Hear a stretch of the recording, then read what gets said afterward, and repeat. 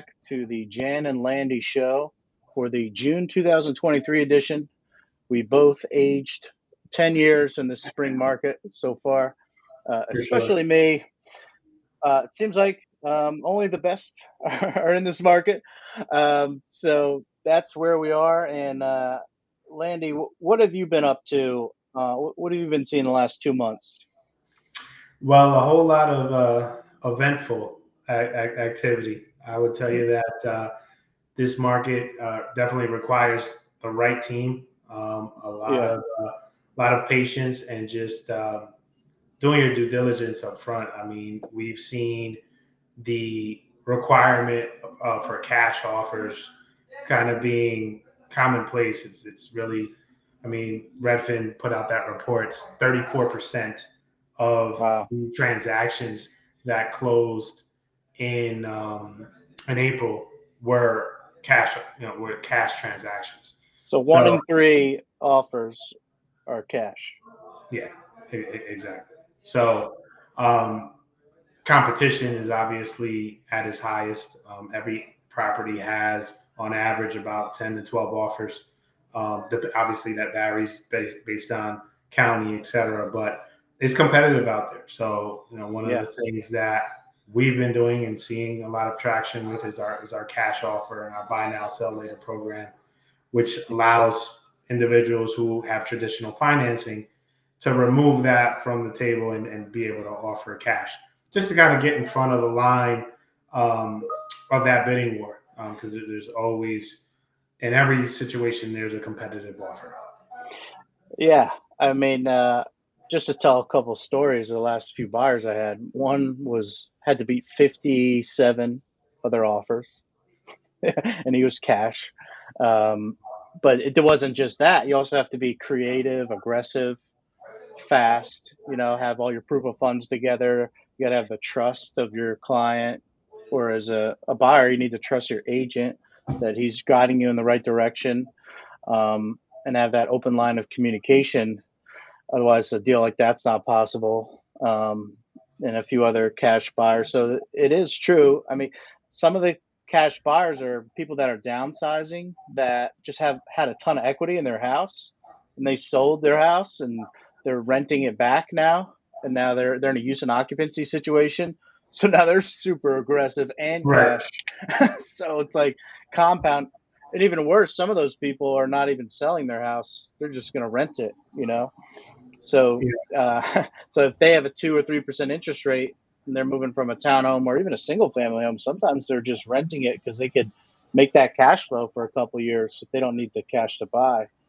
Right. So, So, yeah, I mean, one of the main things that we've seen a challenge with is obviously inventory, right? So yeah, we have a lot of people that are in love with the interest rate, but even hate the house, right? They need yeah. to get out of the house, but they love the rate, I right? might So be one of those people too, Landy. right, right. So it's hard to convince an individual, as much as they need better accommodations Yeah, for themselves and their family, to say, hey, I know everything is great financially for you. 6.5%, 7% is what the market calls for. And it's like, well, I have 3%, so this yeah, conversation is over, right? So that's what kind of created this little wall, and what is typically the peak of real estate transactions, which is the spring and summer market.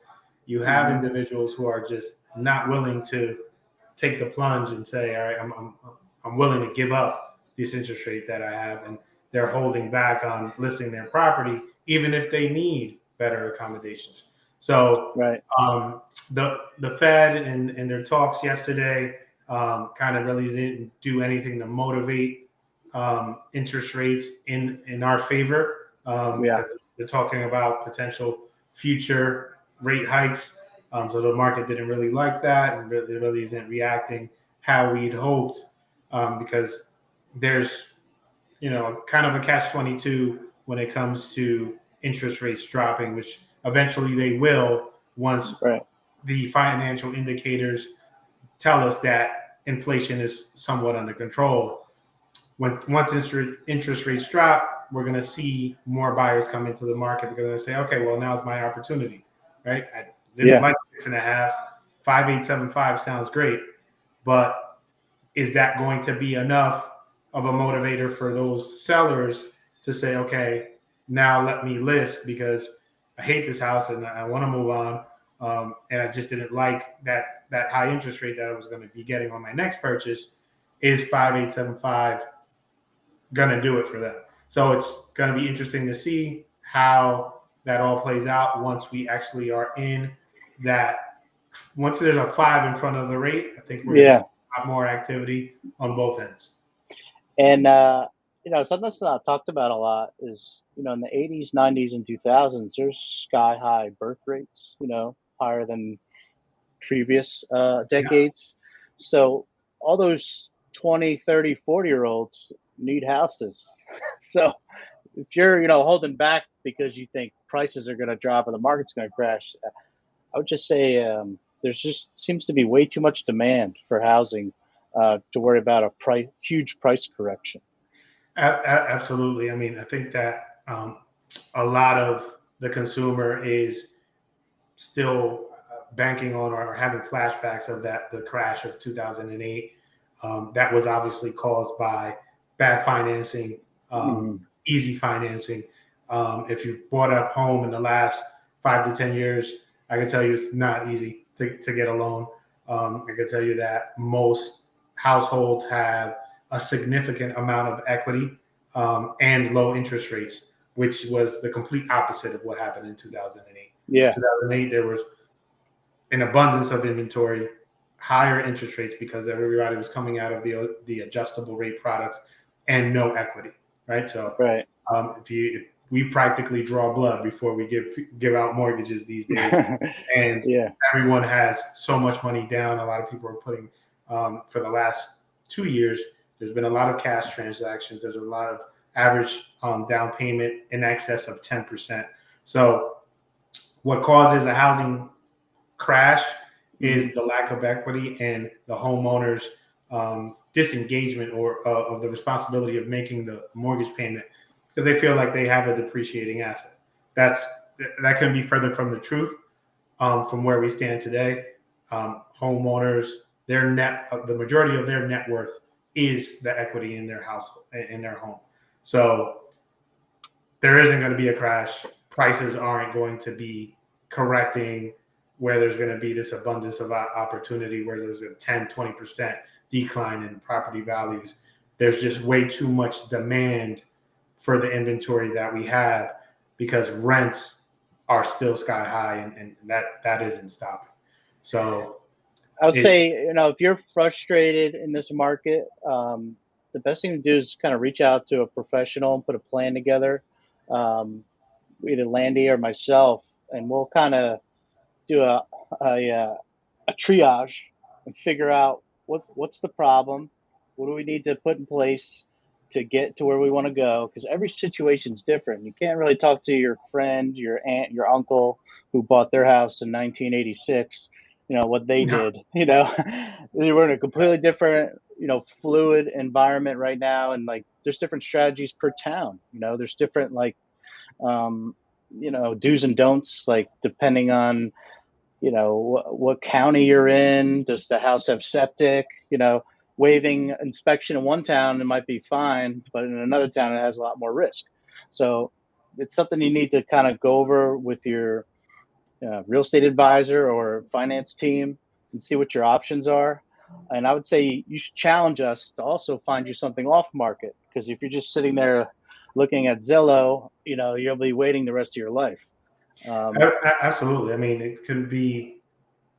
I can't recall a time where it was more important for you to do your due diligence up front with the right team and know your options. Let's talk about cash offer. Let's talk about yeah, renovation financing.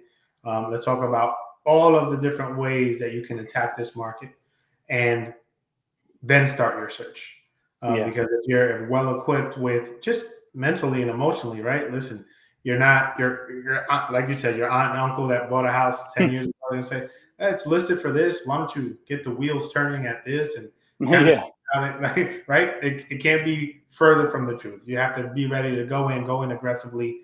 Above asking is standard these Yeah. days. It's not uncommon for properties to go 40, 50. And talk to your lender about appraisal gap strategies and Yeah, what is an appraisal, because it's very common in this market to have limited or waived appraisals, and you got to kind of know the risks factors and the there's a lot opportunities more to around talk. appraisal. There's a Yeah. lot more to talk about in the initial consultation than ever before if you want to win in this market. Yeah. But having a cash certification does take time. This isn't something you Yep. call Landy up on Sunday night and say, "Hey, best and finals Monday at 9 a.m." Right. It needs a Yeah, couple of days to go through that underwriting, but that time you put in is worth it because it makes your offer that much stronger.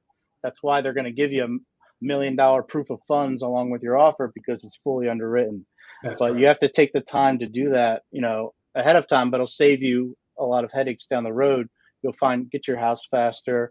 You'll get to closing quicker if you do the work up front. 100%. Yeah. If you're offering cash, you have a much better chance of getting to the front of that line of that bidding war and winning that offer.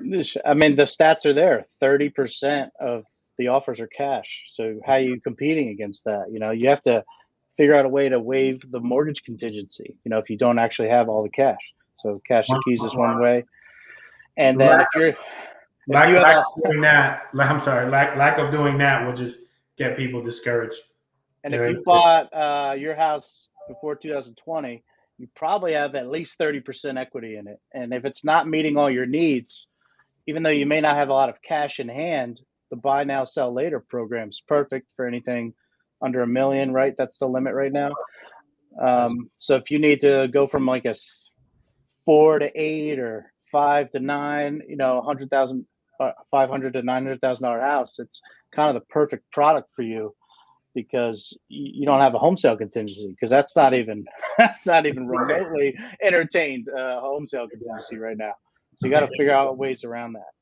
Yeah, no, it's the perfect product for someone who is, again, cash poor, if you would, but equity rich. And the biggest hurdle would be, well, why would we sell if we're not going to be able to buy in this competitive market? Having the contingency to have to sell our house first.